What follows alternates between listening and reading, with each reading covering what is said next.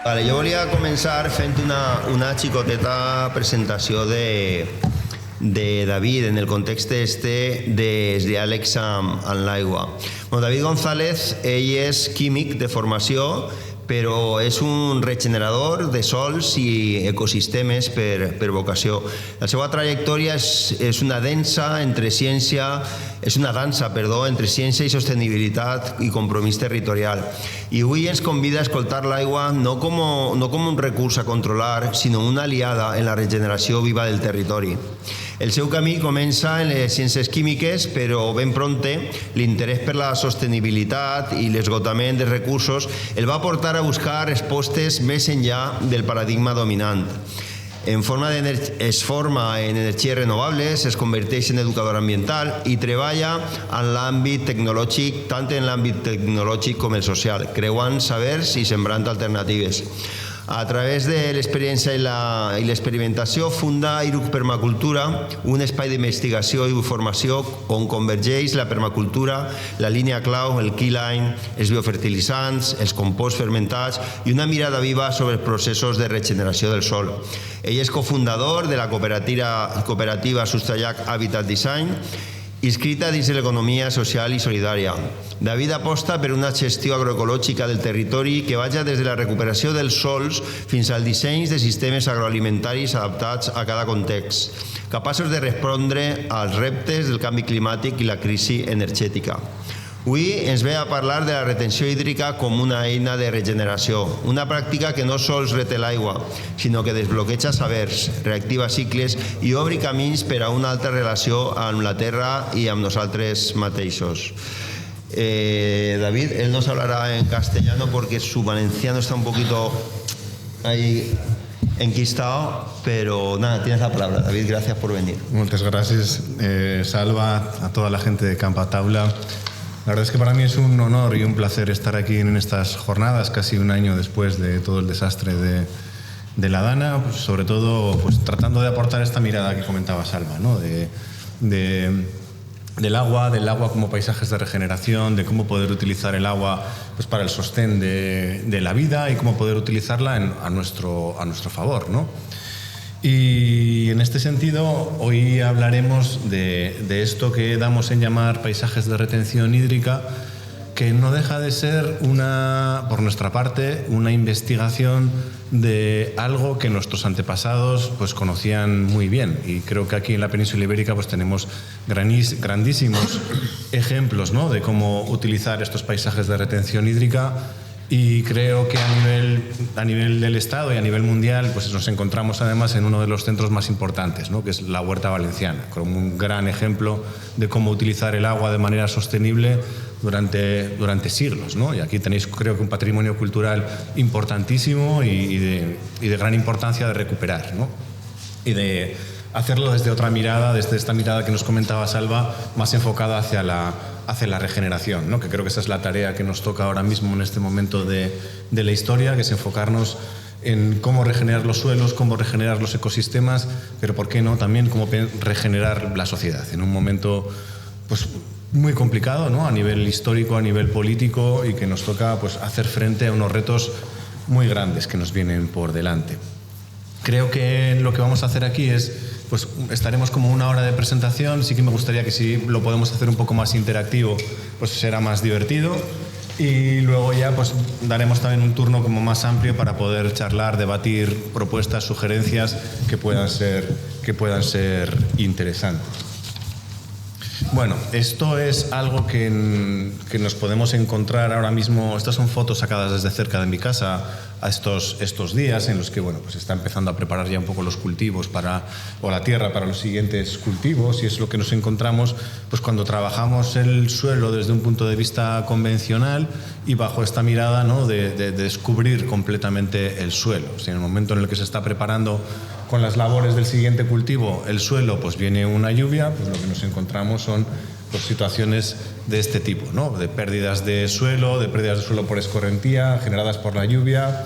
Si lo vemos a nivel de paisaje, muchas veces cuando vamos viajando, podemos encontrar situaciones de este tipo, ¿no? En el que podemos observar diferentes tonalidades de suelo, que esto es una consecuencia también de esos procesos erosivos como consecuencia de dejar el suelo desnudo, y cuando vienen unas lluvias en los que vemos que hay un arrastre de material. Por lo general, cuando vemos estos tonos más oscuros está más relacionados con más materia orgánica, y vemos como las partes más altas pues acaban con unos colores más blancos, es decir, están perdiendo la materia orgánica, y esta materia orgánica como se va desplazando hacia sitios más bajos, ¿no? Esto también nos puede dar una pista de qué es lo que está pasando a escala de paisaje cuando nos movemos con el coche, y podemos ver pues muchas situaciones de este tipo, ¿no? Y este es un bueno, vamos a poner un pequeño vídeo de algo que nos gusta mucho. Creo que aquí en Taula trabajáis mucho toda la educación ambiental, y creo que esto es interesante también para que los niños, para que las niñas pues vean o integren ya desde una edad muy temprana pues la necesidad de ir hacia prácticas agrícolas y ganaderas pues encaminadas a la protección del suelo. Vamos a hacer un pequeño experimento de preparar un suelo cuando está desnudo, y el suelo tiene una fuerza vegetal, y vamos a ver qué sucede en cada uno de los casos cuando cae. Si vamos a limpiar con esto.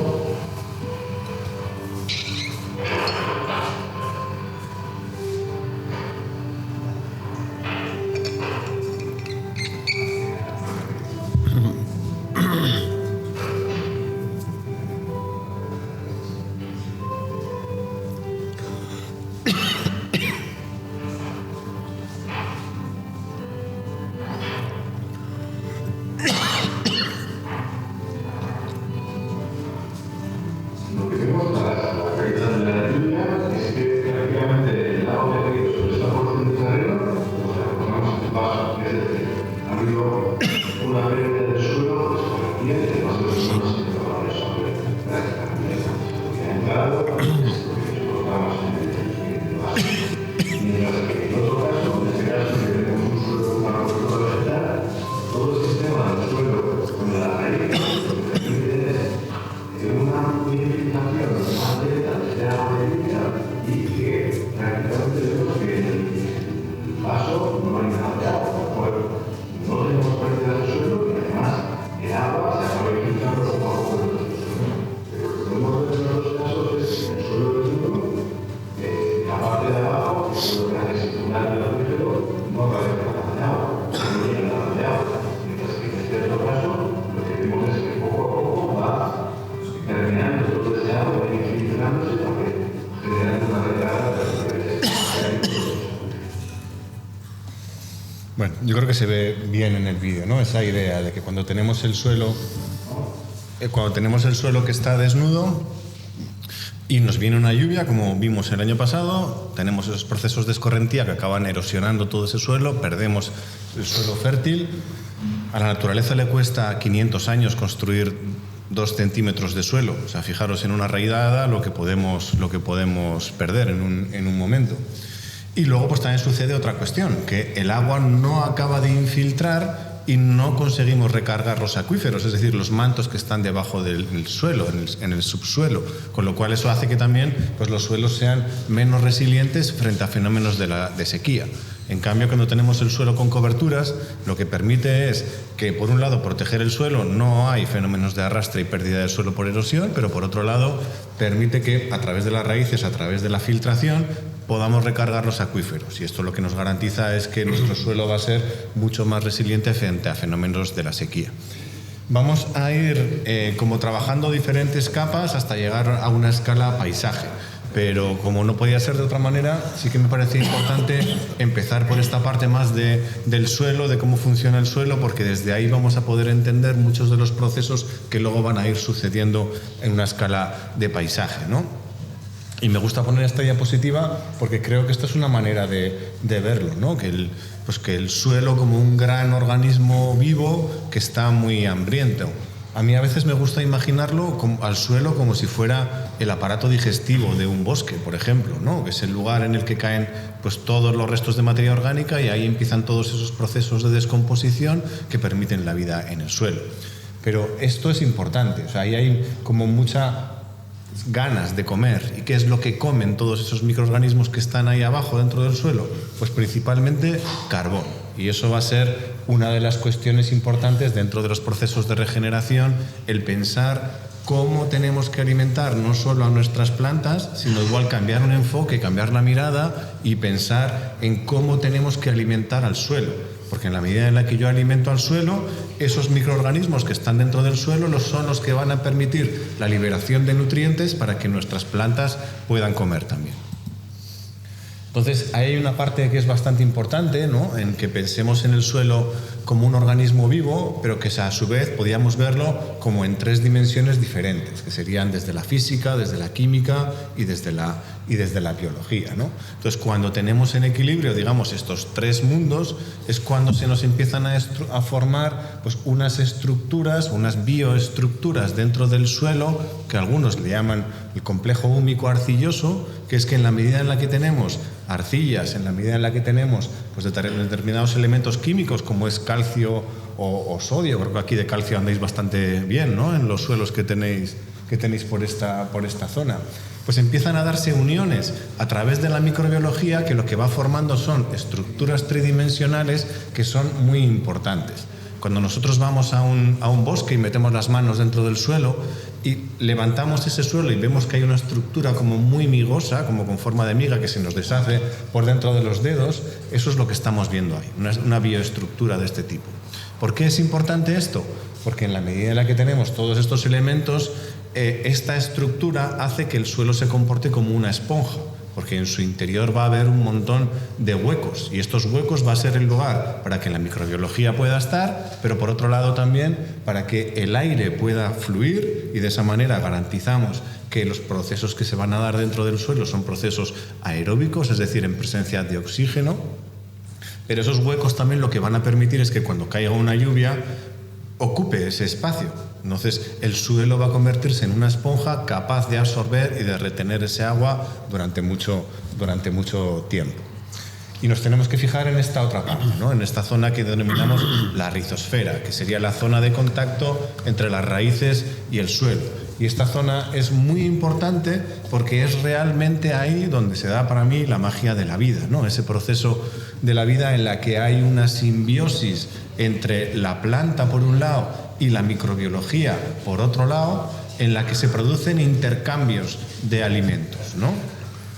Sabemos que las plantas, a través de la fotosíntesis, son capaces de coger el CO2 que tenemos en la atmósfera, que nos sobra además en estos momentos, y por medio de esa fotosíntesis transformarlo en azúcares, que esos azúcares una parte la va a utilizar para su propia estructura, pero otra parte la va a exudar a través de las raíces, precisamente para dar de comer a todos estos microorganismos que se encuentran ahí dentro de la rizosfera. Y esto es importante porque, a su vez, en este proceso de simbiosis, los microorganismos lo que van a hacer es solubilizar un montón de nutrientes que están dentro del suelo para que la planta los pueda absorber. Yo te doy azúcar, tú me solubilizas fósforo, me solubilizas azufre, etcétera, un montón de nutrientes que la planta a su vez necesita. Entonces, esta va a ser nuestra función, alimentar todo este proceso para que esto no pare y para que esto siga, porque si esto sigue, pues vamos a garantizar que nuestras plantas estén bien alimentadas, ¿no? Y ahí pues podemos tener pues muchos ejemplos de simbiosis, como puede ser una micorriza, como podemos ver ahí en esa imagen, que es un hongo que se asocia a través de las raíces con la planta. Ese hongo tiene ese azúcar que necesita y a cambio ese hongo solubiliza fósforo, que por ejemplo es uno de los grandes limitantes en nuestros tipos de suelo. Pero podemos tener otros tipos, como son bacterias. En este caso estamos viendo colonias de Rhizobium, que lo que hacen es coger el nitrógeno que está en la atmósfera y transformarlo en una forma que la planta lo puede utilizar. Y esto es lo que buscamos, ¿no? Pues la generación de estos agregados para que se puedan dar todos estos intercambios. Claro, si nosotros utilizamos un rotavator, o si nosotros estamos utilizando un arado de vertedera, o estamos utilizando todas estas herramientas que son muy agresivas con los suelos, nosotros rompemos esta estructura del suelo. Estos agregados se rompen. Y si estos agregados se rompen, la tierra se compacta, entramos en procesos anaeróbicos, empiezan a aparecer problemas relacionados con plagas, con el aparecimiento de determinadas hierbas que llamamos adventicias o malas hierbas, en el sentido de lo que están haciendo es tratar de descomponer ese suelo para que nuevamente estemos en condiciones aeróbicas, y por lo tanto, pues sobre todo a nivel hortícola, creo que vamos caminando en los últimos tiempos hacia un modelo de huerta o un modelo de suelo en el que tratemos de voltear lo mínimo posible. ¿Por qué? Porque si volteamos, rompemos esta estructura del suelo y le volvemos a hacer al suelo a empezar desde cero nuevamente. Entonces es importante que vayamos aprendiendo nuevas técnicas que nos permitan manejar la huerta sin necesidad de meter un rotavator todos los años, ¿no? Que es algo muy, muy habitual y que hacemos mucha gente. Lo que comentábamos antes, en la medida en la que tengo esta bioestructura, lo que estoy haciendo es meter carbono dentro del sistema, y este carbono es el que nos va a permitir este complejo húmico arcilloso y esta materia orgánica que tenemos acumulada dentro del suelo. Y fijaros, por cada un 1% que conseguimos incrementar el contenido de materia orgánica, nuestro suelo se transforma más en una esponja y permite almacenar hasta 160.000 litros. Pero es que fijaros cuando llegamos a un 4% de materia orgánica en el suelo. Estos son datos del gobierno de los Estados Unidos, del Departamento de Agricultura, que nos dice que con un 4% se puede llegar a almacenar hasta 600.000 litros por hectárea. Entonces, ahí ya tenemos un objetivo claro. Tratar de aumentar el contenido de materia orgánica de nuestros suelos para que nuestro suelo se transforme en una esponja. O sea, ese tiene que ser el objetivo número 1 siempre. Meter más materia orgánica para incrementar el contenido de materia orgánica. ¿Alguien sabe cuánta materia orgánica tiene en su suelo? ¿Qué porcentaje? Muy poca. Muy poca. Nosotros trabajamos en diferentes lugares de España y, por ejemplo, cuando estamos trabajando en la meseta castellana, es muy raro el suelo que tenga más de un 0,2% de materia orgánica. O sea, se está trabajando en muchos lugares en auténticos desiertos, en los que no hay vida y en los que no hay materia orgánica. Y si no hay materia orgánica, la capacidad de que esos suelos sean productivos es prácticamente nula. ¿Cómo viven? Pues como digo yo, pues como el que está en la UCI con un gotero aquí, ¿no?, de fertilizante químico, que es la única manera de que esos suelos puedan producir, porque están realmente muertos. Entonces, pues todo lo que sean estas estrategias de incrementar contenido de materia orgánica es importante. Por eso es importante el trabajo que hacéis desde Mansalterra, porque lo que estáis haciendo es coger todos estos restos orgánicos domiciliarios, urbanos, y transformarlos en un compost que lo podemos meter en la tierra y de esta manera conseguir incrementar el contenido de materia orgánica. Yo creo que eso es una labor absolutamente fundamental. Y sobre todo creo que tenemos como un campo súper bonito para empezar a investigar sobre esto. O sea, no tenemos ni idea de toda la vida que tenemos debajo del suelo y que es absolutamente fundamental para el sostenimiento de las plantas y para el sostenimiento de nuestros sistemas agroalimentarios en general. Creo que esto es algo realmente importante y que tenemos que empezar a estudiar todo esto, porque no tenemos ni idea. Ahora mismo la comunidad científica solo conoce entre el 2 o el 3% de todos los microorganismos que se encuentran en el suelo. No sabemos nada. Se sabe más de la luna que de los microorganismos que tenemos dentro del suelo. Entonces ahí tenemos un camino muy interesante, ¿no?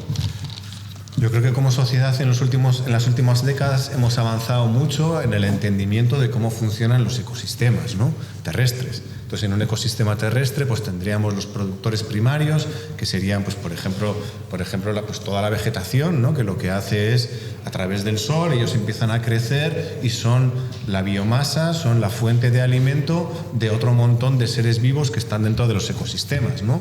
Después vendrían los herbívoros, que son los que harían el aprovechamiento de toda esa vegetación, y por último se encontrarían. Claro, si no tuviéramos otros, pues los herbívoros acabarían con toda la vegetación del planeta, ¿no? Entonces necesitamos a los depredadores para que esos depredadores hagan un control de los herbívoros y para que estos no se desmadren y no acaben de comer toda la vegetación. Entonces, la función de los carnívoros es que no haya un crecimiento demasiado grande de los herbívoros que generen problemas dentro de los ecosistemas.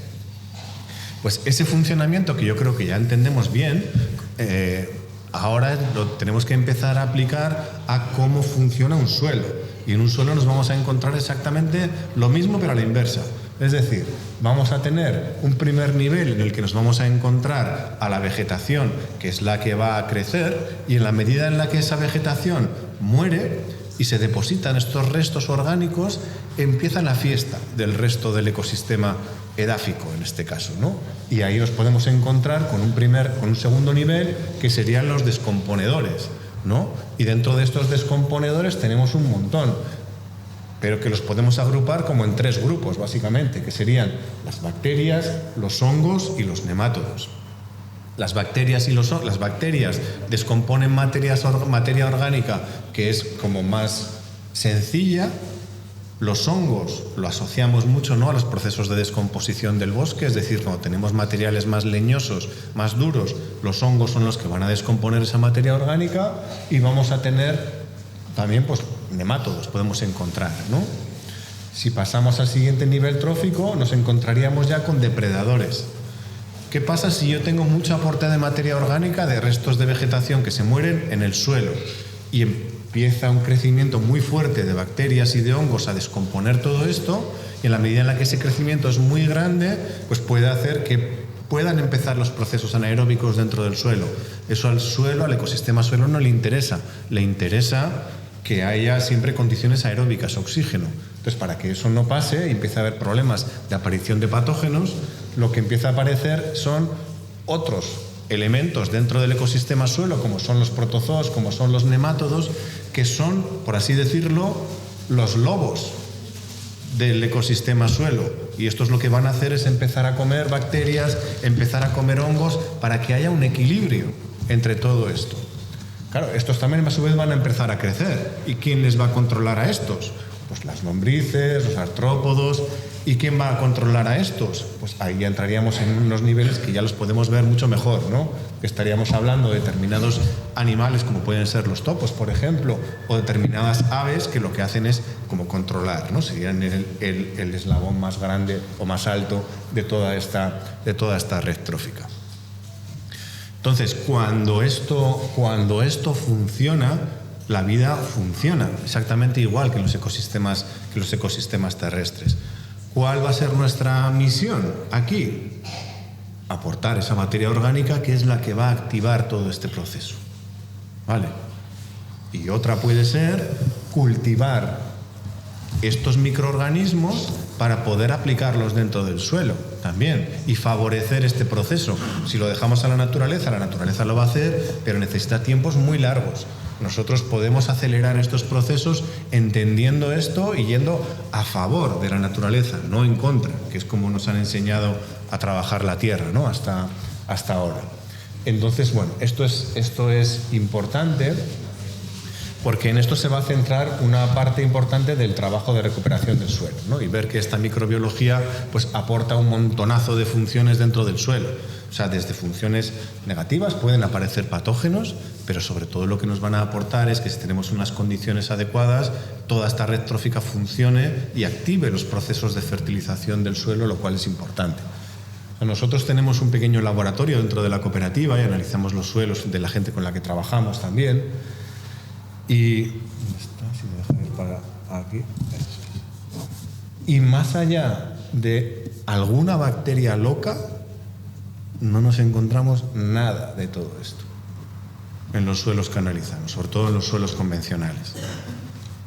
Estaría bien llevar una muestra de tierra vuestra y ver qué es lo que hay. Entonces, lo que necesitamos es pensar en cómo poder aportar materia orgánica, Mansalterra, y cómo poder aportar esta microbiología para que todos estos procesos se dan. ¿Y por qué? Bueno, aquí vamos a verlo esto, ¿no? Esto es un vídeo que hicimos con la cámara del microscopio. Lo que estamos ahí viendo es un nemátodo. Este nemátodo es un bacteriófago. Este se alimenta de bacterias. Entonces, lo que está haciendo es comer las bacterias que hay dentro de este sistema. Vale, aquí pues podemos ver alguna otra microbiología, como una ameba testada. Por aquí podemos ver también pues determinados quistes de los cuales luego van a nacer otras amebas, como podría ser esta de aquí, esta otra de aquí. Mucho de lo que vemos aquí son partículas de arcilla, que es esto que tenemos, o partículas de humus, que serían pues estas dos que vemos aquí, ¿no? Pero lo importante de este vídeo es que vemos que están ahí los nemátodos alimentándose de todas esas bacterias. ¿Por qué? Porque ¿qué es lo que hacemos una vez que nos estamos alimentando? Pues los nemátodos van a coger parte de ese carbono que necesitan y parte de ese nitrógeno que necesitan de las propias bacterias, pero lo que les sobra lo van a excretar. Entonces, en la medida en la que tenemos una red trófica muy completa, lo que van a hacer en todos estos procesos de depredación es liberar todo ese nitrógeno que las plantas necesitan. Con lo cual, ¿para qué nos estamos gastando no sé cuánto dinero en comprar fertilizantes químicos de síntesis si eso ya lo hace la propia microbiología del suelo? Lo que necesitamos es recomponer las redes tróficas del suelo para que ellos, a través de los procesos de depredación, liberen ese nitrógeno a través de las excretas que las plantas necesitan.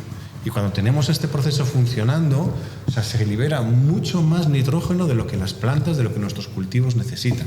Con lo cual, por eso digo que es importante que entendamos estos procesos del suelo, porque si empezamos a trabajar desde aquí vamos a poder sostener luego esos paisajes que necesitamos para hacer esa rehidratación que necesitan también nuestros suelos. Pero esta es la base fundamental. Si entendemos esto y trabajamos desde aquí, esto es lo que van a construir esos suelos esponja, que son los que necesitamos para todo esto. Bueno, no me voy a entrar con todo esto, ya lo hablaremos en algún otro momento, si queréis lo comentamos luego, de cómo, pues por lo general nos encontramos aquí y tendríamos que ir a relaciones entre hongos y bacterias, pues yo qué sé, si queremos hacer huerta, pues encontrarnos por aquí, ¿no? Que haya mucha más presencia de bacteria, que haya mucha más presencia de hongos, para que cuando estoy en estas condiciones, en mi suelo, se van a liberar todos los nutrientes que las plantas necesitan.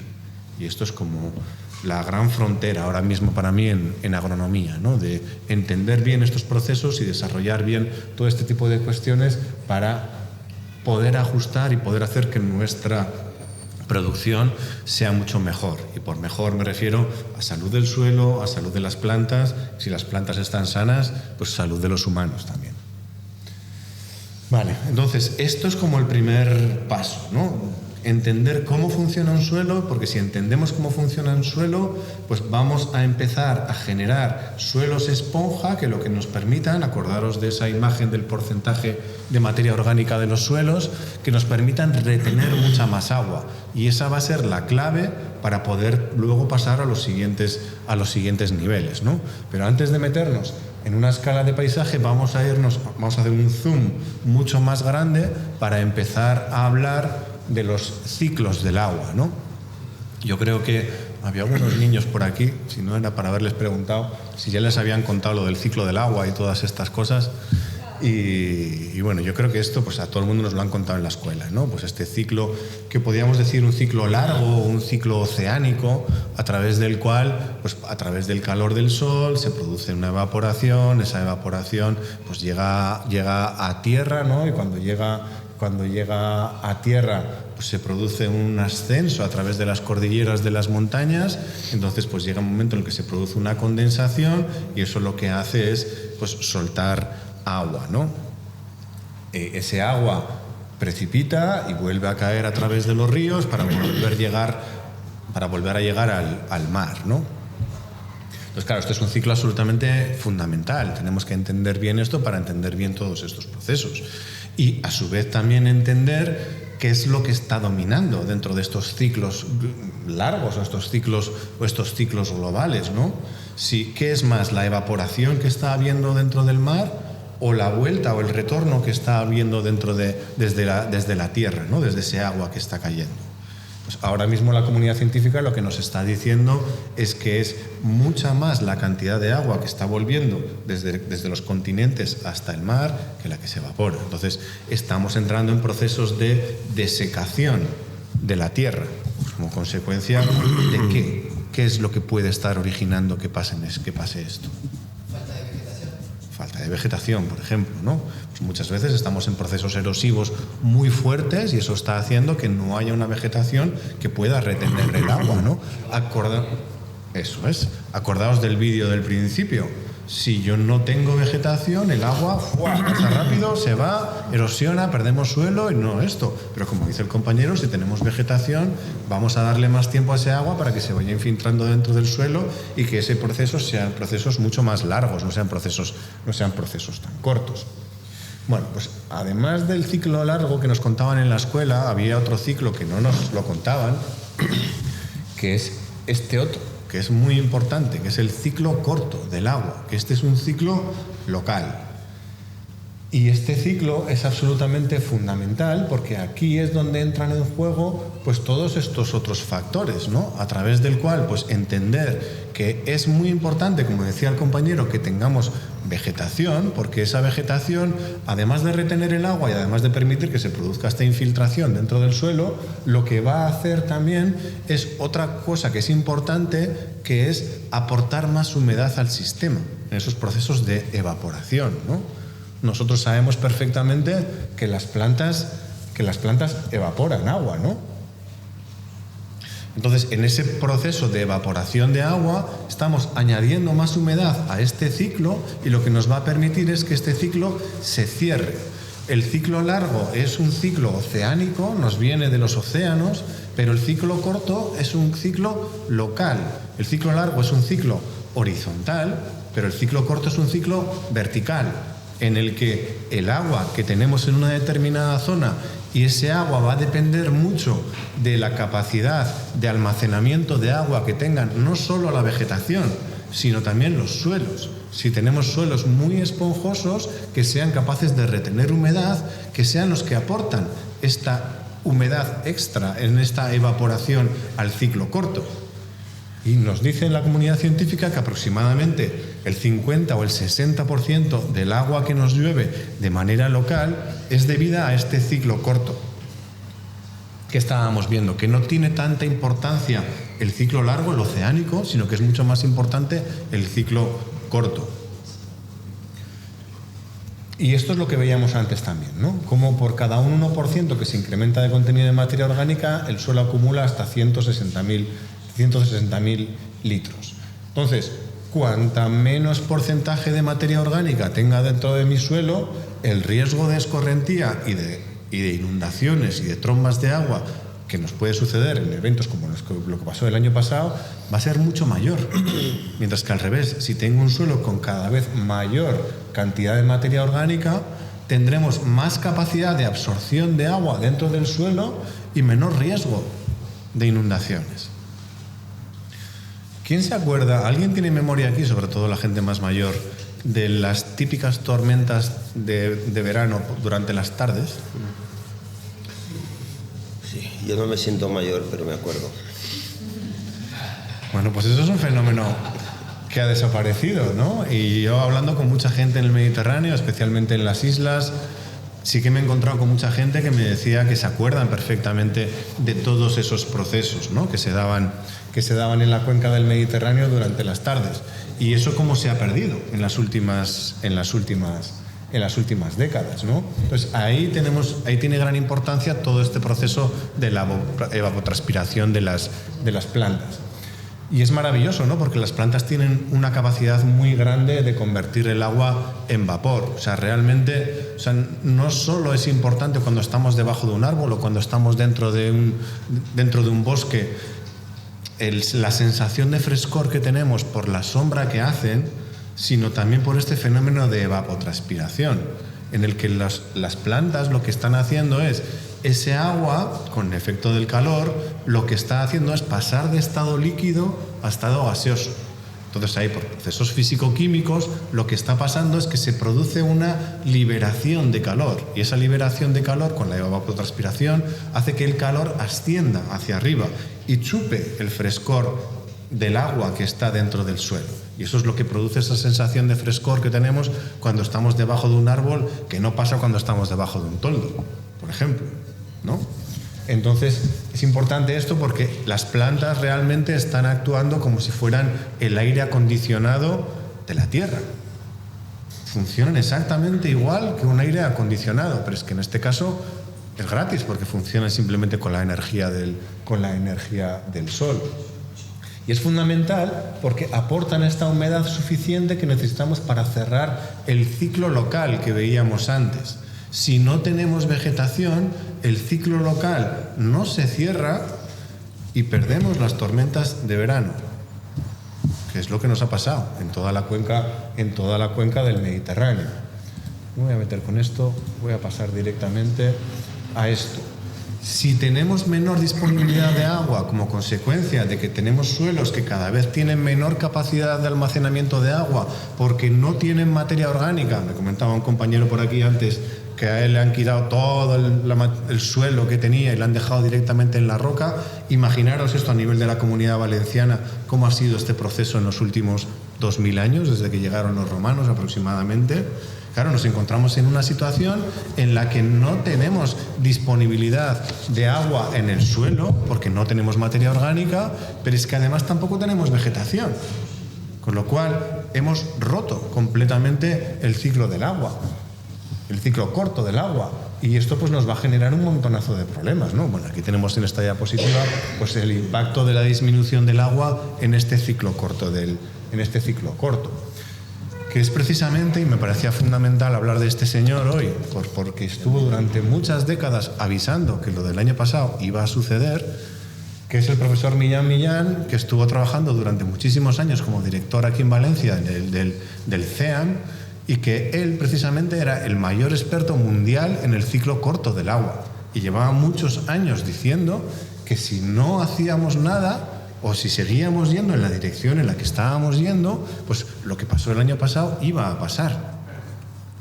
Y esto es lo que pasó. O sea, algo que él pues, no lo pudo ver, pero yo creo que, habría tirado por la ventana de estar tantos años diciendo que esto iba a pasar y de repente encontrarse con esto, precisamente en la ciudad en la que él trabajó durante toda su vida, ¿no? Él era un climatólogo importante, estuvo trabajando durante muchísimos años, bueno, en Canadá sobre todo, también estuvo trabajando en el País Vasco durante bastante tiempo y luego pues se vino aquí porque la Comisión Europea precisamente le mandó un encargo, ¿no? de estudiar. La Comisión Europea detectó que ya en los años 70 habían disminuido mucho las tormentas de verano en el Mediterráneo.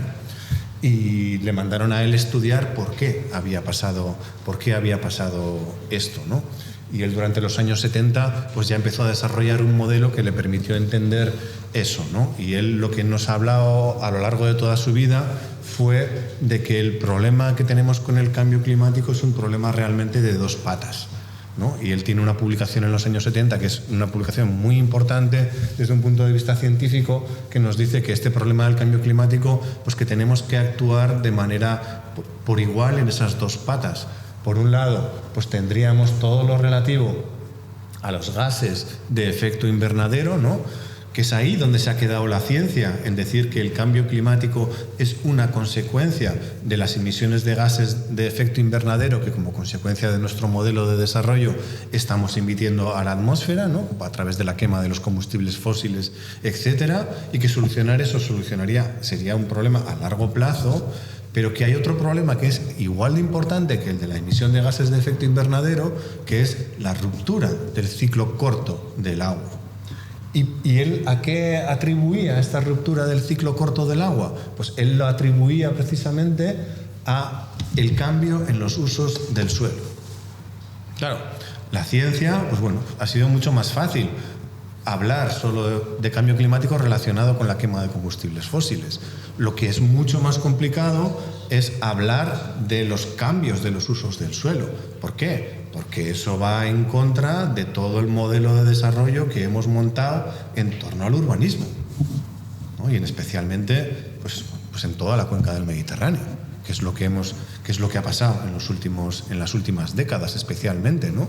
Entonces, en la medida en la que hemos desarrollado un modelo urbanístico depredador del suelo, que lo que ha hecho es sellar completamente el suelo y eliminar toda la vegetación o todos los ecosistemas tan importantes de marjales, etcétera, que teníais aquí en toda la costa del Mediterráneo. Entonces, en la medida en la que todo eso ha desaparecido, hemos roto el ciclo del agua. Y al romper el ciclo del agua es cuando nos estamos encontrando con muchos de los problemas que estamos viendo, ¿no? Y él pues utilizaba un esquema muy sencillo, ¿no? Aquí la cuenca del Mediterráneo, desde un punto de vista orográfico, pues más o menos va siempre con un patrón como este de aquí, ¿no? En el que tenemos el mar. En el mar vemos esos fenómenos de evaporación del agua a través del calor del sol, y cómo a través de la brisa del mar, ese agua que está muy saturada o muy cargada de ese aire que está muy cargada de humedad, llega a la costa. Y aquí el patrón que se da en el Mediterráneo es que cerca de la costa hay elevaciones montañosas que hacen que cuando esas brisas del mar lleguen, asciendan a través de esas cordilleras montañosas, y ahí al subir se enfrían y descargan ese exceso de humedad a través de la lluvia, de esas tormentas de verano que comentábamos antes, ¿no? Entonces el profesor Millán se dedicó toda su vida a investigar cómo funcionaba esto, y él llegó a la conclusión de que el aire, cuando viene del mar, esa brisa marina, viene con unos 14 gramos por cada kilo de oxígeno, por cada kilo de aire que tenemos en la brisa, y que cuando toca a tierra va cargándose cada vez más hasta que llega hasta los 21 gramos de vapor de agua por cada kilo de aire, que es el punto a través del cual, cuando llegan a ese umbral, el agua condensa y cae en forma de lluvia. ¿Cómo se consigue ese aporte de estos 7 gramos más del aire que nos viene cargado de humedad del mar? Pues a través de la vegetación, a través de los humedales que existían en la costa mediterránea. En la medida en la que va pasando la brisa del mar, las plantas, con el fenómeno de la evapotranspiración que veíamos antes, van aportando humedad a la atmósfera, los humedales exactamente lo mismo, y esto hace que se llegue a ese umbral de los 21 gramos, que hace que el ciclo se cierre y vuelva a caer nuevamente el agua. Esto que estábamos hablando antes de que ese 60% de la precipitación corresponde a lo local, pues es esto. Claro, esto sucedía durante miles de años porque había una vegetación, porque había una serie de humedales en toda la costa mediterránea, etcétera, que como consecuencia de todos los procesos de desarrollo de nuestra sociedad, pues se ha ido perdiendo. ¿Hasta dónde? Pues hasta encontrarnos a una situación como la que vemos ahí abajo, en la que no tenemos masas forestales, hemos desecado completamente los humedales que estaban en la costa mediterránea, etcétera, y por lo tanto las brisas que vienen del mar no pueden cargarse con esos 7 gramos más de vapor de agua que necesitan para que se dé la precipitación. Con lo cual desaparecen completamente las tormentas de verano. Y no solo eso, sino que ese aire que asciende vuelve nuevamente al mar, y cuando vuelve al mar se estratifica, aumentando la temperatura del Mediterráneo. Y eso es lo que nos da la explicación a lo que pasó el año pasado. Nos hemos cepillado completamente la estructura del paisaje del Mediterráneo, y a su vez estamos metiéndole calor al mar de una manera exagerada, porque ese calor que llega a tierra, en la tierra se calienta más, no puede descargarse porque no tiene la humedad suficiente, porque no hay vegetación, porque no hay suelos con materia orgánica, vuelve al mar, y eso hace que el mar se caliente. No sé a qué temperatura está el Mediterráneo ahora. 20 y pico. ¿Cuánto? 27 estuvo en verano, llegó hasta... Ahora está 25 por ahí, 25 baja. Claro. Nos dice la comunidad científica que ya estamos 3 grados por encima de la temperatura histórica o normal o media de la cuenca del Mediterráneo. Lo que estamos haciendo es una bomba que está absorbiendo calor y calor y calor y calor y calor, que en la medida en la que vuelvan a venir situaciones como la del año pasado, pues nos encontremos con ciclogénesis, con la forma que tiene la naturaleza de liberar todo ese calor que hay en exceso en los mares. Esto es lo que nos explicó el profesor Millán durante toda su vida, ¿no? Bueno, y cosas mucho más complejas, ¿no? Estas son presentaciones que tiene él, tiene algunas cuantas conferencias interesantes. José Luis tiene una con SEAE también, ¿no? Hablando mucho de la importancia de la agricultura en el mantenimiento del ciclo corto del agua, etcétera, ¿no? Me estaban comentando por aquí algunos compañeros pues cómo se están obligando en la huerta ahora mismo a pasar a sistemas de goteo, ¿no? Pues fijaos, o sea, para mí el manejo del agua de la huerta valenciana es un ejemplo maravilloso de cómo poder contribuir a cerrar el ciclo corto del agua. Cuando aquí vuestros antepasados, y ahora creo que todavía, regabais por inundación, ¿qué es lo que estabais haciendo? Evaporar agua para que lo que venía del mar captara esa humedad y cerrara el ciclo corto. O sea que los antiguos sabían muy bien lo que estaban haciendo. Seguramente no tenían sensores, ni estaban midiendo densidades, ni cosas por el estilo, pero sabían que eso funcionaba. ¿Por qué? Pues porque era así como ha funcionado durante miles de años, ¿no? Imitando de alguna forma los ecosistemas acuáticos que tenéis dentro de toda la cuenca del Mediterráneo. Entonces, cuando os vengan con la historia de que no es eficiente regar a manta, lo que podéis decir es, no, es que nosotros estamos contribuyendo a cerrar el ciclo corto del agua a través del riego a manta, porque lo que estamos es aportando humedad a través de la evapotranspiración.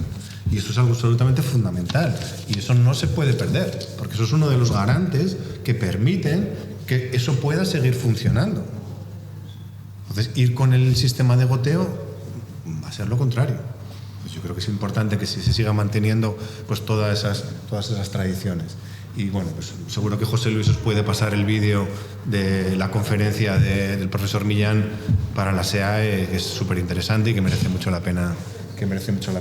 Y ahí pues él explicará pues cómo esto que sucede de manera local en Valencia realmente está conectado con inundaciones en Centro Europa o con huracanes en el Pacífico, porque realmente pues estamos en Gaia, o sea, es una biosfera y todo está interconectado, y lo que pasa aquí va a tener efectos en otra parte del planeta, ¿no? Y él lo explicaba súper bien, o sea, cosas que son realmente complejas, él lo explicaba de una manera muy sencilla, muy didáctica, para que todo el mundo pudiéramos entender pues la importancia de, pues cuando decimos ese piensa global, actúa local, pues es exactamente eso, ¿no? José Luis. Solo un inciso. Es verdad lo que comentas de la falta de la humedad en el ciclo de agua, pero también hay que considerar, eso lo has explicado, la falta del efecto sobre el suelo del riego a goteo, ¿no? De esa salinidad que hace y todo, y ya entramos ahí a una locura. Solo ese inciso. Es importante eso. En determinadas condiciones, en determinadas culturas, yo qué sé, pues la gente que está cultivando en el desierto, pues igual no le queda otra de momento. Pero aquí, en este contexto, teniendo esa maravilla de sistemas de riego, de acequias que habéis tenido históricamente, o sea, yo creo que es importante mantenerlo, y creo que la explicación más interesante es esto, o sea, lo que aporta al ciclo local del agua, o sea, todo ese exceso de evaporación de agua. Y bueno, yo lo decía de una manera muy bonita, ¿no? Pues lo escribía en un poema que decía: el agua engendra agua, el suelo es el útero y la vegetación es la partera. Es precioso esto, ¿no? O sea, de cómo, pues lo que decíamos antes, cuando tenemos un suelo con mucha materia orgánica, realmente es capaz de almacenar mucha agua en su interior. Cuando nos venga una lluvia, el suelo va a poder retener toda ese agua, y ese agua es el que va a engendrar ese agua, precisamente porque el suelo va a ser el útero del cual pues puede aparecer esa vegetación que es la partera, ¿no? Que es la vegetación es la que va a añadir esa humedad al ambiente, que nos va a permitir cerrar el ciclo del agua. Yo creo que es muy bonito esto, la forma en la que él lo explicaba. Y fijaros, esto es Valencia hace 2000 años. O sea, fijaros toda la cantidad de zonas de vegetación, la cantidad de zonas de humedales que había en toda esta región. Hay datos por ahí, yo no lo sé, o sea, yo simplemente os puedo decir que hay datos de que en Valencia hace 2000 años había una precipitación media de unos 1500 milímetros al año. No sé cuánto tenéis ahora. 400 o por ahí, ¿no? Igual en ese día que sale 600. Eso también. Pero una vez. Eso también. Que vamos, que aquello sería como el País Vasco, vamos. Había zonas que aún eso se mantenía o estaba cerca, por ejemplo en las Asfor. En las Asfor habían datos que depende del año sí que se acercaba a esas cantidades y tenía media muy alta, pero en los últimos años que está bajando mucho. Está bajando muchísimo. Pero en cuestión de hace 10 años. Por ahí ha levantado una mano un compañero. 400 milímetros, sí, no es lo que yo me imaginaba, unos 400, 500, una cosa así. Bueno, pues esto nos habla, ¿no?, de que ahora por lo menos estamos empezando a entender cómo funcionan los ecosistemas terrestres y los edáficos. Entonces, en la medida en la que podamos ir actuando sobre todo esto se puede recuperar. Y el profesor Millán decía cosas muy interesantes. Él, por ejemplo, decía que si trabajamos a nivel de una cuenca, si conseguimos que entre el 40 o el 50% de la cuenca esté vegetada, haya vegetación en ella, podemos recuperar el ciclo del agua. Y él incluso hablaba de parches de 15 kilómetros cuadrados que serían necesarios ubicar en determinadas zonas estratégicas para poder recuperar nuevamente ese ciclo corto del agua. O sea, no estamos hablando de algo inalcanzable técnicamente, bastante inalcanzable políticamente quizás, pero técnicamente no. Millán también hablaba de que se habían cortado estos flujos de aire con las construcciones que se habían hecho en primera línea de playa. Claro. Se cortan todos estos flujos y además, como está todo sellado, con suelos sellados, no hay ese aporte de vapor de agua que necesitan, ¿no?, para llegar a esos niveles de precipitación. Pero yo creo que es ahí donde nos tenemos que centrar, ¿no? Y yo creo que, o sea, como movimientos sociales, creo que también tenemos una parte fuerte, ¿no?, de incidencia política, de decir, bueno, yo no voy a entrar si tenemos que meter más cemento o menos cemento para canalizar el agua en caso de trombas y tal y cual, pero que tenemos que tener una mirada de cuenca y observar cómo es la cuenca del Turia y qué es lo que está pasando en la cabecera, si hay vegetación, no hay vegetación, si tenemos suelo o no tenemos suelo. Y si resulta que el análisis nos dice que no hay vegetación y que no hay suelo, ahí tenemos que trabajar. Y creo que eso puede ser una estrategia interesante, como movimientos sociales, de decir, tenemos que trabajar la cuenca. Pero no porque lo digamos nosotros, sino porque lo dicen los científicos. O sea, porque lo dicen el director del CEAN durante tantísimos años. Y creo que eso puede ser una cosa bastante interesante, ¿no?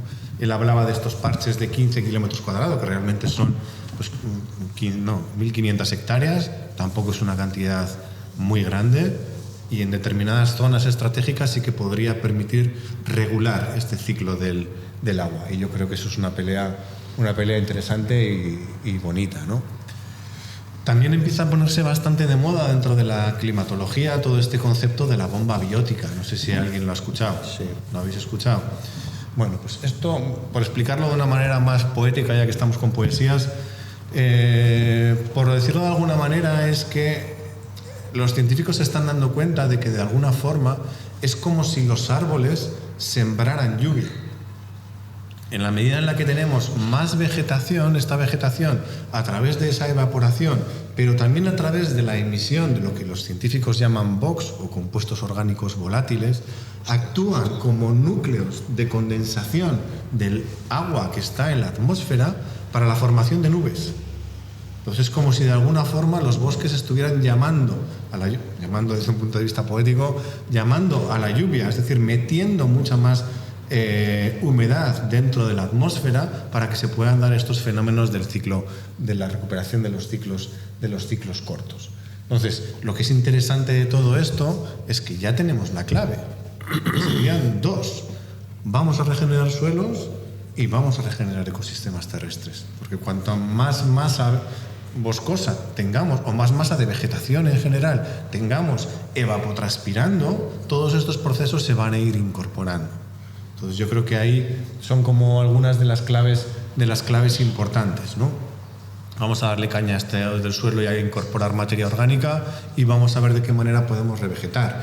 Y ojo, ese revegetar no tiene por qué ser que parece que solo pensamos en un bosque súper denso tipo Amazonas. O sea, pues lo que era la huerta valenciana, ¿cuánto eran? 15.000 hectáreas era la huerta valenciana. 25.000. 25.000 hectáreas, o sea, eso es bastante más de lo que decía el profesor Millán. Igual simplemente con la recuperación de parte de todo esto ya estamos contribuyendo a cerrar esa parte del ciclo local del agua. 25.000 hectáreas de regadío, ¿no? Es la superficie de los terrenos municipales que tienen huerta histórica. Los que tenían derecho a riego. Y ahora estamos en 11.000. En 11.000.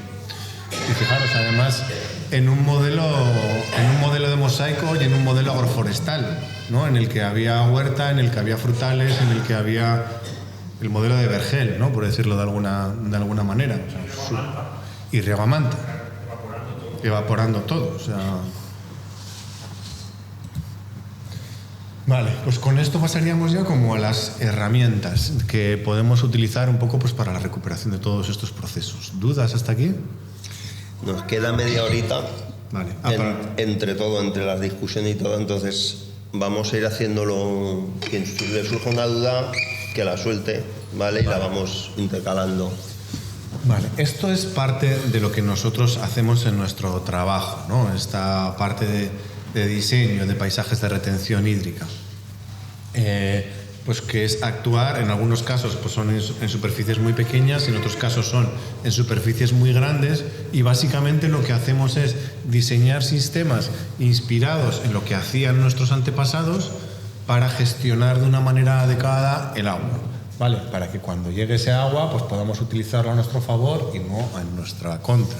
Entonces esto es un proceso realmente de diseño, en el que pues tenemos que partir siempre del diseño de pues, infraestructuras y redes descentralizadas, es decir, cómo establecemos una serie de canales, acequias, cómo establecemos una serie de estanques que nos permitan gestionar el agua cuando nos viene en forma de precipitación, para reducir escorrentías superficiales y sedimentaciones y erosión, favoreciendo la infiltración del agua. El agua cuando es peligrosa es en superficie, el agua lo que necesitamos es que se nos infiltre dentro y que recargue los acuíferos, incrementando esa humedad que veíamos antes que es necesario para esa regeneración del suelo, de la materia orgánica, del carbono, del humus, que nos va a permitir incrementar la biodiversidad, tanto edáfica como terrestre, en los ecosistemas, y que va a permitir la reducción de las áreas de calor. Entonces, por ejemplo, bueno, esto es un proyecto en Extremadura, estos son 80 hectáreas, y aquí en estas 80 hectáreas pues nuestro trabajo básicamente es desde la topografía pues ir detectando aquellos puntos en los que podamos hacer una serie de estanques. Estos estanques son en tierra y lo que buscamos con los estanques es que el agua llegue a ellos para que se infiltre y para que recargue los acuíferos. Tiene ningún sentido en Extremadura con veranos a 45, 47 grados tener masas de agua que tal. Vamos a meterla adentro, que es donde vamos a poder almacenarla y utilizarla. Y con una serie de canales que lo que permitan es captar y reconducir el agua para los lugares que nosotros queremos. Que realmente es pasar de un modelo de gestión de pluviales, de lo que nos han enseñado en las últimas décadas, de sellar el suelo, entubar, acelerar y contaminar, ¿no? Venga, Turia bien ahí metido y venga, dale rápido que se vaya el agua para afuera, con todos los problemas que eso genera, porque no estamos observando qué es lo que pasa en la cuenca. Si la cuenca tiene capacidad de almacenamiento o todo es un embudo para que coja agua y vaya rápido hacia la parte final. Frente a modelos de gestión de pluviales que se están recuperando ahora y se están como poniendo de moda ahora, pero que es lo que han hecho nuestros antepasados toda la vida. O sea, no sé, yo he trabajado mucho en las islas. Mallorca era una esponja, estaba todo diseñado para que gota de agua que cayera fuera absorbida, canalizada, retenida, aljibes, terrazas. Las terrazas no eran solo para cultivar, era para almacenar agua debajo. O sea, eran territorios esponja para absorber cada gota que cayera en el territorio.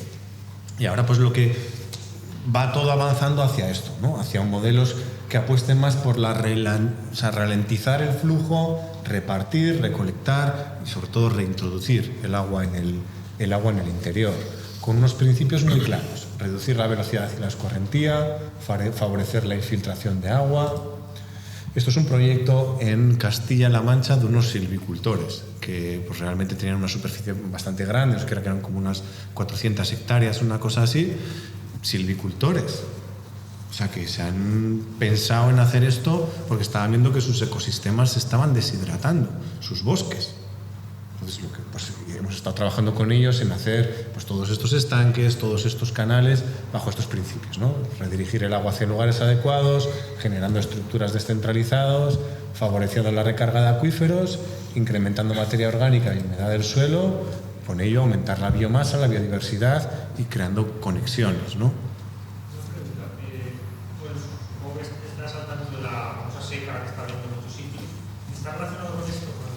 La seca, son muchos factores. O sea, la seca realmente es Phytophthora, ¿no? Lo que está ahí pegando fuerte por abajo.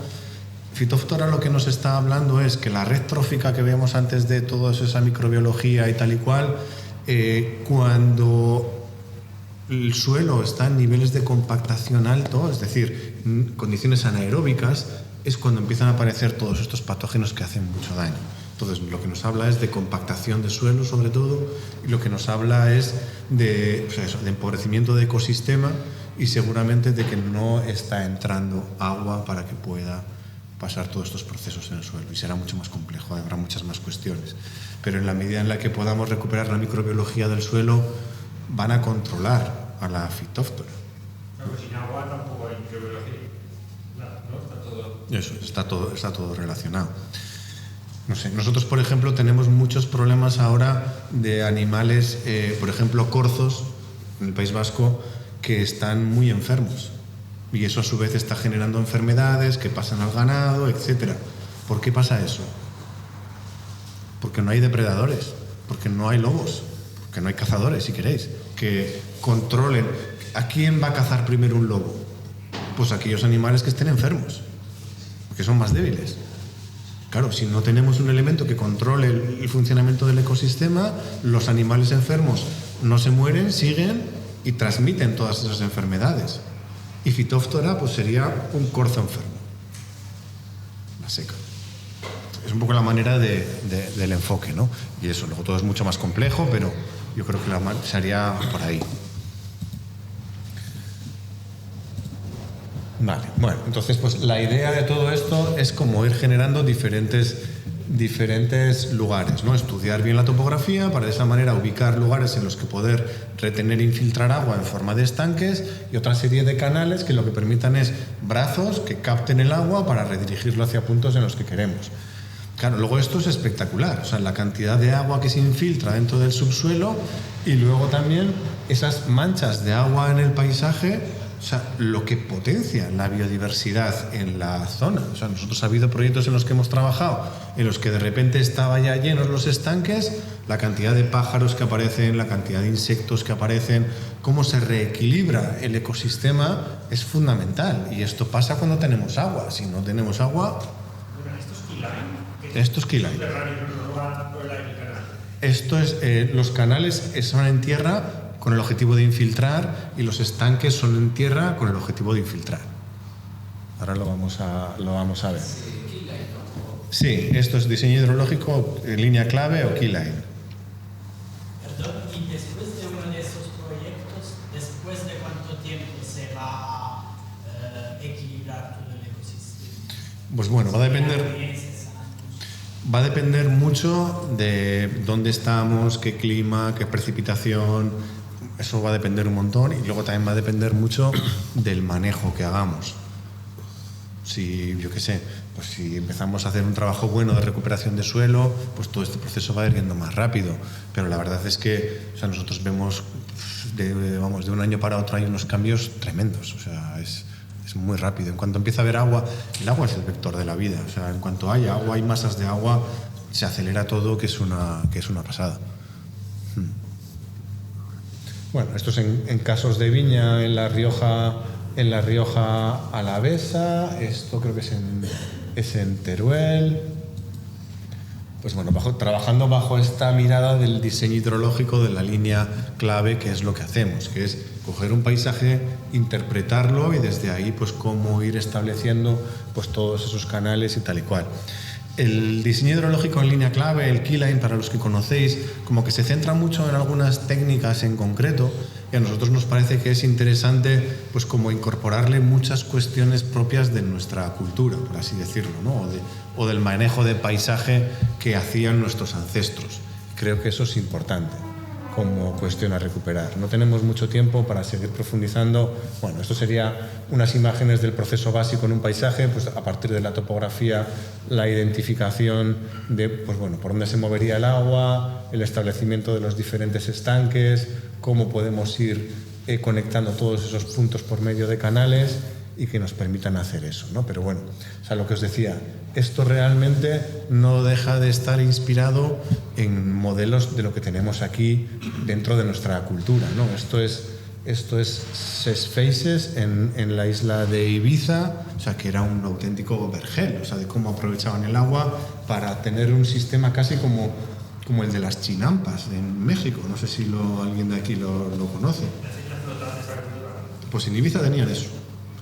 Muy parecido. Tenían muy parecido. Prácticamente todo. Ahora Ses Faces es un vertedero. O sea, un vertedero. O sea, hay un depósito de áridos, que para mí es como una metáfora muy macabra, ¿no?, de nuestra sociedad. O sea, algo que tiene un valor incalculable que se ha convertido en una zona de despojo. O sea, es terrible, ¿no? Bueno, estos son casos, pues en Navarra, de cositas que hemos ido haciendo, pues esos canales, cómo redirigen el agua a zonas de acumulación y desde ahí cómo se pueden plantear los riegos. Esto es en Valladolid, sistemas de keyline para viña. Esto es en Aragón, este es un proyecto muy grande en el que, vamos a verlo, si nos deja.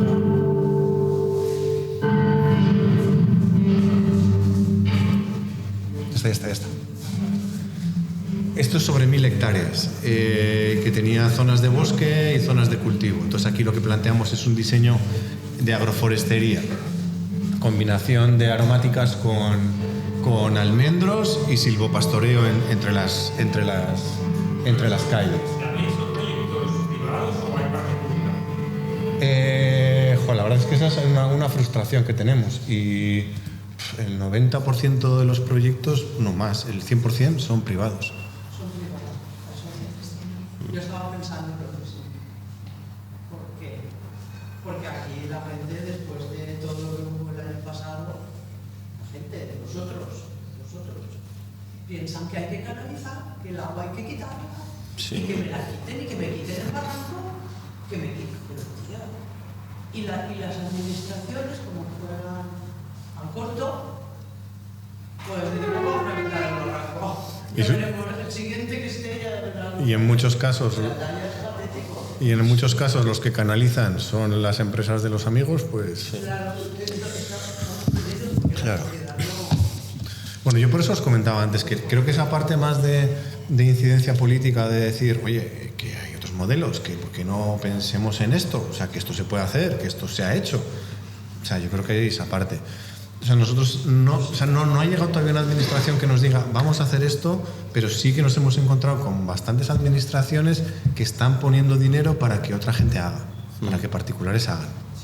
Por ejemplo, el de los silvicultores que comentaba antes y el gobierno de Navarra, bueno, es que Navarra es el futuro, el gobierno de Navarra da dinero para hacer esto a mucha gente. Sí, aquí si le pones una plaza de toros también te lo dan. Sí. No, realmente yo, me vais a permitir, yo aquí le veo un doble sentido, ¿no?, a todo esto. Nosotras, al menos yo, desde el campo a la tabla y demás, vemos la defensa y la regeneración de la huerta con una doble mirada, tanto desde la mirada ecosistémica, de recuperación de la biodiversidad, de la naturaleza, etcétera, etcétera, pero también como un vector de protección, para protegernos como sociedad de todas estas lluvias, de todas estas barbaridades, para tener una esponja que de algún modo pueda frenar esas avenidas tan brutales, ¿no? O sea, tendríamos, digamos, esa mirada de cuenca donde arriba tenemos que trabajar, porque uno de los problemas que observo yo aquí es que cada uno ve el trocito de su pueblo, ¿no? Yo trabajo en el trozo de la Saleta, ¿no? En Aldaya vaig a preocuparme que el barranco de la Saleta estiga bé, y lo demás al de baix que li donen, y ya se apañará, ¿no? Entonces eso es lo que genera es esa falta de mirada ecosistémica, o sea, sistémica, que somos un sistema, que no somos elementos individuales, sino que todo se relaciona, y ayer ya lo hablábamos, esa incidencia en las relaciones es necesario para cambiar la mirada, ¿no? Y eso es lo que me ha venido a la cabeza. Totalmente. Quiero terminar un poco con alguna cosita. Bueno, esto es así para que veáis rápido cómo construir de una manera... Quiero decir, esto desde un punto de vista de costes para una administración es ridículo. Es ridículo. O sea, es un tío con una máquina, una retroexcavadora haciendo estanques ahí a correr y canales. O sea, es que el coste es ridículo. O sea, que esto es muy fácil de hacer. Esto es como construimos los estanques y todo este tipo de cuestiones. O sea, no va ni... Yo, perdona, que antes, como estaba un poco el sonido del vídeo, no lo acabé de captar. Habéis hecho, además de los canales de replantación, ¿no? Habéis hecho aromáticas y algo de forestal. Y luego has dicho pastoreo. No lo acabé de escuchar bien. Eso, vamos a verlo, si queréis, pues en este otro proyecto. Estos son 150 hectáreas, pues el río viene por aquí, si se ve el puntero, ¿no? El río viene por aquí así, y luego pues tiene otras cuencas por aquí que le cortan, ¿no? Entonces ahí el trabajo ha sido eso, pues ir buscando los puntos donde ir estableciendo los diferentes estanques y luego reconectar. Vale, esto era secano rabioso, me atrevería a decir, en Burgos, y la idea es como hacer una transición desde un modelo convencional cerealista 100% a un modelo agroecológico diversificado. Esto está publicado además en la revista, creo, José Luis. Vuestra. Sí. Bueno, pues esto sería cada una de las microcuencas, ¿no? En la que pues, se busca, es donde estábamos viendo la imagen de antes, pues esta zona en la que, bueno, ahí está la zona de retención. ¿Veis cómo vienen unos brazos por aquí, que son dos canales que lo que hacen por aquí y por aquí, que hacen es que todo el agua que viene por aquí arriba llegue al canal y pase al estanque? Y aquí se acumula y se infiltra para subir el nivel freático, porque es ahí donde queremos que esté el agua para que lo aprovechen las plantas. Y luego, si hay de más, pues por abajo también sacar otros canales de riego que puedan irrigar toda esta zona de aquí central. Todo gravedad, 100%. ¿Tiene sentido utilizar el vetiver, por ejemplo, para...? Bueno, el vetiver podríamos ponerlo pues para fijar pues, las motas de los canales y cosas por el estilo. También para un poco eso que decías de la capa freática, ¿no? Porque tengo entendido que bombea agua también. Sí, vetiver es una planta muy interesante, pero creo que también... o sea, que hay mucha vegetación autóctona que también es muy interesante y que hace las mismas funciones o similares, vamos. Sí. O sea, fijaros aquí, esto es alfalfa y aquí, bueno, la foto engaña porque también está un poco desde arriba y tal y cual, pero esto simplemente es freática. O sea, el agua entra y las plantas tienen más agua disponible abajo. Y con esto, pues ha conseguido... En 2 años consiguió tener 15 días más de planta, es decir, un corte más de alfalfa al año. Simplemente con esto. O sea, en un suelo de 0,1 de materia orgánica. O sea, en la medida en la que este suelo vaya incrementando, pues fijaos el potencial de crecimiento de todo esto, ¿no? La alfalfa también tiene una raíz tan bestia, ¿no? La alfalfa tiene una raizaca potente. Claro, con un trigo igual sería un poquito más así. Pero bueno, para eso es que el suelo esté bien y que la microbiología esté bien. Si uno arranca desde un secano... Esto es un secano. Estos son 300 milímetros al año. El primer paso sería así con una especie de, por ejemplo, alfalfa o algo. ¿Cómo? El primer paso nos convendría que sea con un cereal o un elemento. Bueno, ahí entraríamos ya eso, pues en suelos y regeneración, ¿no? Nosotros solemos utilizar, nos gusta mucho, pues dependiendo del caso, el proyecto, lo que vaya a ser cultivado detrás, pero bueno, pues cultivos de regeneración, ¿no? En el que hagamos un mix, solemos hacer un mix como de unas 15 semillas, una cosa así, en la que hay gramíneas, hay leguminosas, hay crucíferas, o sea, buscar un poco, pues, unas que tengan raíces pivotantes, otras que expandan, otras que sean melíferas, otras que no sé qué, para ir como regenerando suelo y aportando materia orgánica, ¿no? Sí, lo ideal, pues venga, luego unas vacas detrás que se lo coman, que aporten excrementos, que vayan aportando microbiología, que no, pues bueno, pues lo cosechamos, lo picamos, lo incorporamos, dependiendo de cada caso, pues una estrategia diferente, pero vamos. O sea, materia orgánica. Pensemos, ¿cómo vamos a incrementar el contenido de materia orgánica? Y ahí las herramientas que tengáis al alcance de la mano. ¿Que tengo compost? Pues dale con compost. ¿Que tengo semillas? Bueno, aquí ya se empiezan a ver algunos frutales, o sea, y el manejo es esto, ¿no? O sea, pasar de de cultivo de secano a marcos agroforestales, en los que se calcula el ancho de la cosechadora para poder hacer ida-vuelta y a los lados árboles frutales, bien sean almendros, o sea, lo que sea en cada uno de los casos. Y este funcionamiento en callejones lo que te permite es introducir una ganadería.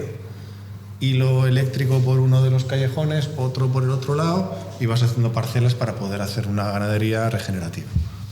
O sea, pues estrategias 1000 con respecto a todo este tipo de cuestiones. Y aquí vemos también la parte de abajo del estanque, por aquí van los canales, bueno, pues todas esas cuestiones.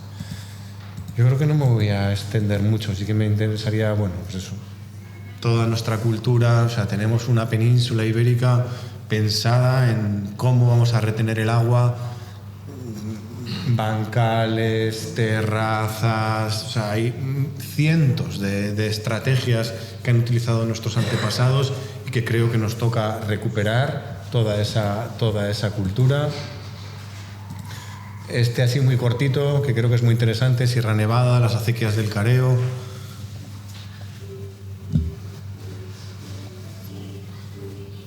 No veo el puntero.